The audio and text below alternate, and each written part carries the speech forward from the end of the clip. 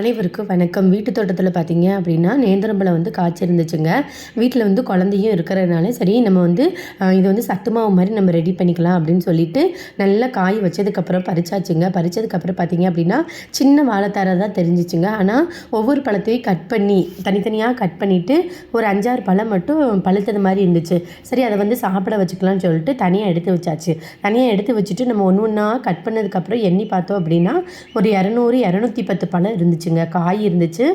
பழம் வந்து ஒரு 5, 6 பழம் வந்து இருந்துச்சுங்க. மொத்தம் பார்த்திங்கன்னா ஒரு 215 கிட்ட இருந்துச்சு. சரி பரவாயில்ல, நம்ம வந்து குழந்தைக்கு வந்து இதோட நம்ம வந்து சத்து மாவு மாதிரி செஞ்சு வச்சுக்கலான்னு சொல்லிட்டு ஃபஸ்ட்டு இதோட தோல் எல்லாம் வந்து தோல் சீவுறதை வச்சு சீவிட்டேங்க. சீவிட்டு நீங்கள் வந்து உடனே தண்ணியில் போட்டுறணும், இல்லைன்னா இப்போ காய் வந்து கருப்பாயிரும். அதனால் ஒரு பக்கத்தில் ஒரு பாத்திரத்தில் தண்ணி வச்சுக்கிட்டேங்க. தண்ணி வச்சுட்டு அதை நல்லா தோலெல்லாம் ஃபஸ்ட்டு எல்லா காயிலையும் சீவி எடுத்துட்டேன்.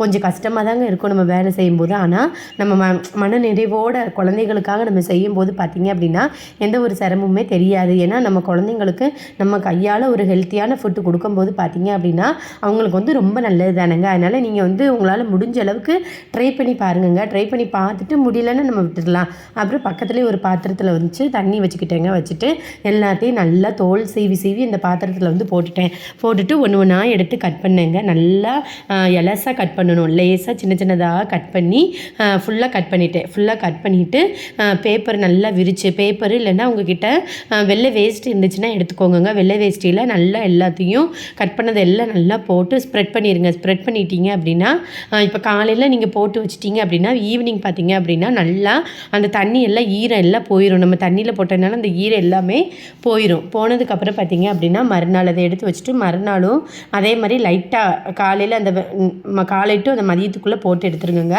போட்டுட்டு நல்லா காஞ்சதுக்கு 2 நாள் போதும் இதுக்குங்க.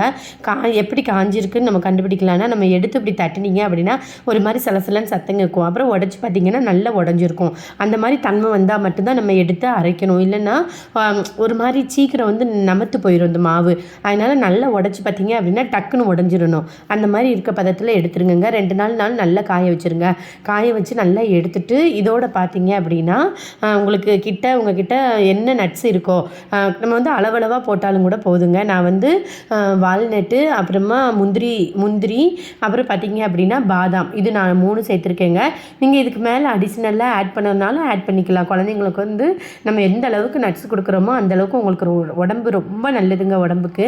அதனால் இது வந்து நல்லா வறுக்கணும்னு இல்லைங்க. நீங்கள் தொட்டு பார்த்தீங்க அப்படின்னா அந்த நட்ஸில் வந்து சூடு இருக்கணும், அந்த அளவுக்கு மட்டும் வறுத்தா போதும். அதுக்கப்புறம் பார்த்தீங்க அப்படின்னா இது எல்லாமே நல்லா ஆற வச்சுருங்க.